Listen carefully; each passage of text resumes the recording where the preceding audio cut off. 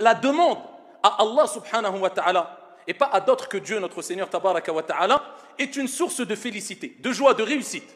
Fi dunya wa fil akhirah. Pour celles et ceux bien sûr qui savent frapper à la bonne porte. Celui qui invoque Allah a su frapper à la bonne porte.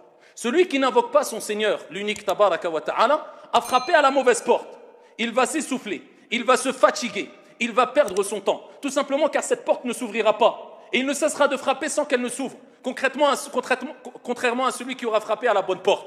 Sache qu'Allah subhanahu wa ta'ala répond. Allah accepte les demandes. Allah accepte les invocations. Il te demande simplement une chose. Il te dit simplement une chose qui est facile à toutes et à tous, mais trop négligée malheureusement. Trop négligée. Pas besoin d'être un savant, pas besoin d'être un grand pieux, ascète, vertueux, je ne sais quoi. Mais qui d'entre nous met en application ce qu'on va dire maintenant? Allah te demande juste une chose. Pour qu'il te donne, qu'il t'exauce, une chose. Invoque-le.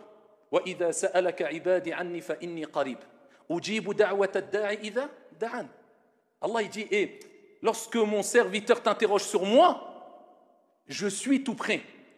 وَإِذَا سَأَلَكَ عِبَادِ عَنِّي فَإِنِّي قَرِيبٌ. Je suis tout près. أُجِيبُ دَعْوَةَ الدَّاعِ إِذَا دَعَانِ. Je réponds, j'accepte. Je réponds à la demande du demandeur, de celui qui demande.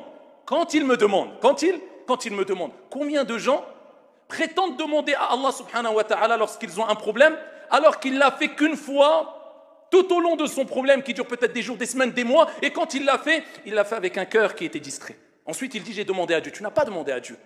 Tu as prononcé des choses de manière mécanique. Tu n'as pas vraiment invoqué Allah subhanahu wa ta'ala. Car si tu lui avais demandé, eh bien Dieu dit dans le Coran, فَإِنِّي قَرِيبٌ أُجِيبُ دَعْوَةَ الدَّاعِ إِذَا دَعَانِ. Je suis proche du demandeur, de celui qui m'invoque. Mais savons-nous invoquer Allah? Est-ce qu'on sait vraiment l'invoquer? Est-ce qu'on l'a déjà vraiment invoqué comme on va le voir? Hadith wa la haraj.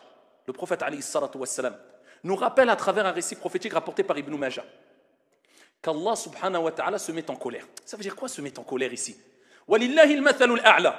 Regardez bien, regardez ce que Dieu dit, tellement que Dieu aime voir ses serviteurs, peu importe. Tu as commis des péchés, tu fais des péchés, personne d'entre nous est parfait, moi le premier.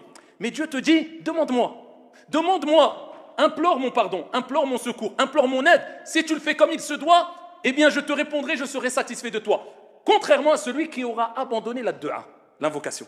Qu'est-ce qu'il dit le prophète alayhi salatu wassalam? Man lam yas'alillah yaghdab alayh. Celui qui ne demande pas à Dieu, il ne fait pas de dua. Il ne veut pas invoquer Dieu, il a des problèmes, il va voir Foulan et Allan. Va voir les gens pour qu'ils t'aident, il n'y a pas de problème.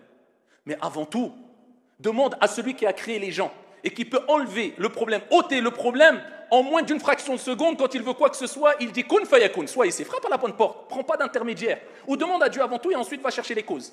Va chercher assistance auprès des causes. Mais c'est Dieu qui enlève les soucis, c'est Dieu qui assiste, c'est Dieu qui apporte, c'est Dieu qui retient, c'est Dieu qui donne. Subhanahu wa ta'ala.